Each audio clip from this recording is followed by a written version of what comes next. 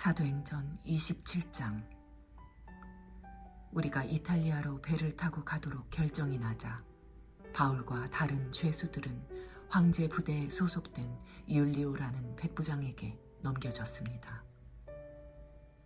우리는 아시아 지방의 해변을 따라 항해하게 될 아드라무테노 호를 타고 바다로 출항했습니다. 데살로니가 출신의 마케도니아 사람 아리스타고가 우리와 동행했습니다. 이튿날 우리는 시돈에 닿았습니다. 율리오는 바울에게 친절을 베풀어 그가 친구들에게 가서 필요한 것을 공급받을 수 있도록 허락해 주었습니다.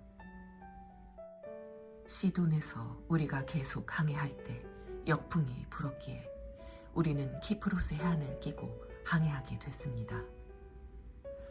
길리기아와 밤빌리아 앞바다를 지나서 루기아 지방의 무리에 상륙했습니다. 그곳에서 백부장은 이탈리아로 가는 알렉산드리아 호를 찾아 우리를 그 배에 태웠습니다. 우리는 여러 날 동안 느린 항해 끝에 가까스로 니도 앞바다에 도착했습니다. 그러나 바람이 불어 우리 항로를 지키지 못하고 살몬의 맞은편 크레타 섬을 끼고 간신히 해안가를 따라 움직여 라세아 도시에서 가까운 아름다운 항구라는 곳에 이르렀습니다. 많은 시간이 소모되고 금식하는 절기도 지났기 때문에 항해가 위험해졌습니다. 그래서 바울이 사람들에게 충고했습니다.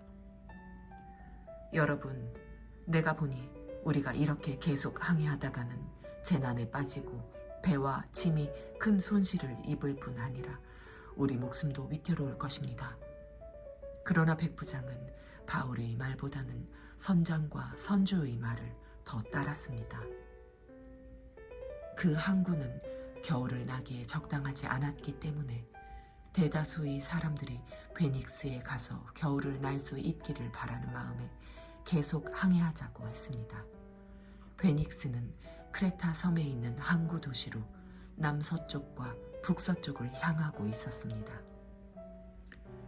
부드러운 남풍이 불기 시작하자 그들은 자기들이 바라던 대로 됐다고 생각했습니다. 그래서 그들은 닻을 올리고 크레타 섬 해안을 따라 항해했습니다. 그런데 얼마 지나지 않아 그 섬으로부터 유라굴로라는 태풍이 불어 닥쳤습니다. 배가 폭풍에 휘말려 방향을 잡을 수가 없었습니다. 그래서 우리는 배가 가는 대로 내맡기고 표류하다가 가우다라는 작은 섬 아래쪽을 따라 지나가면서 간신히 거룻배를 바로잡을 수 있었습니다. 선원들은 그 배를 끌어올리고 아래로 밧줄을 내려보내 선체를 둘러맸습니다. 그대로 가다가는 배가 스레디스 해안의 모래 언덕에 처박힐까 두려워 그들은 닻을 내려 배가 표류하게 했습니다. 우리는 폭풍에 몹시 시달리다 못해 이튿날에는 선원들이 짐을 바다에 던져넣기 시작했습니다. 3일째 되는 날에는 선원들이 배의 장비들을 자기들의 손으로 내던졌습니다. 여러 날 동안 해와 별도 나타나지 않고 폭풍만 계속 불어닥치자 결국 우리는 구조될 모든 소망을 포기했습니다. 사람들이 오랫동안 아무것도 먹지 못하고 있는 가운데 바울이 일어나 그들 앞에 서서 말했습니다. 여러분, 크레타 섬에서 항해하지 말라는 내 충고를 들었더라면 이런 타격과 손실은 입지 않았을 것입니다. 그러나 이제 내가 여러분에게 당부합니다. 여러분 가운데 아무도 목숨을 잃지 않고 배만 손상될 것이니 안심하기 바랍니다. 어젯밤 내 하나님 곧 내가 섬기는 하나님의 천사가 내 곁에 서서 바울아, 두려워 마라. 내가 마땅히 가이사 앞에 서야 한다. 그래서 하나님께서 너와 함께 항해하는 모든 사람들의 생명을 내게 맡겨주셨다라고 하셨습니다. 그러니 여러분 안심하십시오. 내가 하나님을 믿으니 내게 말씀하신 대로 이루어질 것입니다. 그러나 우리는 밀려서 어느 섬에 닿게 될 것입니다. 14일째 되는 날 밤에 우리는 아드리아 바다 위에서 표류하고 있었습니다. 한밤중이 됐을 때 선원들은 무태에 가까이 왔음을 직감했습니다. 수심을 재어보니 물의 깊이가 약 20오르기아였습니다. 조금 있다가 다시 재어보니 약 15오르기아였습니다. 우리가 암초에 부딪히게 될까 두려워 선원들은 고물에서 4개의 닻을 내리고 날이 밝기만을 바랐습니다. 그런데 선원들은 도망칠 속셈으로 뱃머리에서 닻을 내리는 척하면서 거룻배를 바다에 띄웠습니다. 그때 바울이 백부장과 군인들에게 말했습니다. 이 사람들이 배 안에 같이 있지 않으면 당신들도 구조되지 못할 것이오. 그러자 군인들은 거룻배에 묶여있던 밧줄을 끊어 거룻배를 떼어버렸습니다. 날이 밝아올 무렵 바울은 그들 모두에게 무엇이든 먹어두라고 권하며 말했습니다. 지난 14일 동안 여러분은 계속 마음을 졸이면서 아무것도 먹지 못하고 굶고 지냈습니다. 그러므로 이제는 여러분이 음식을 좀 먹어둘 것을 권합니다. 그래야 살아남을 수 있습니다.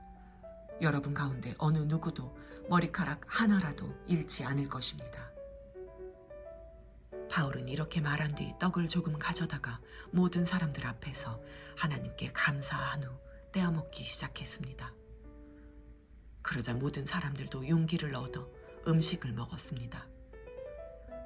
배 안에 있던 사람들은 모두 276명이었습니다. 그들은 배부르게 먹고 난 뒤 남은 식량을 바다에 던져 배를 가볍게 해두었습니다. 날이 밝자 어떤 땅인지는 모르지만 그들은 모래사장이 펼쳐진 해안을 볼 수 있었습니다. 그들은 가능한 한 그곳에 배를 대기로 작정했습니다. 그래서 닻을 끊어 바다에 버리고 키를 묶은 밧줄을 늦추었습니다. 그러고 나서 앞돛을 끌어올려 바람에 맡기고 해안 쪽으로 배를 몰았습니다. 그러나 배가 모래 언덕에 부딪혀 좌초됐습니다.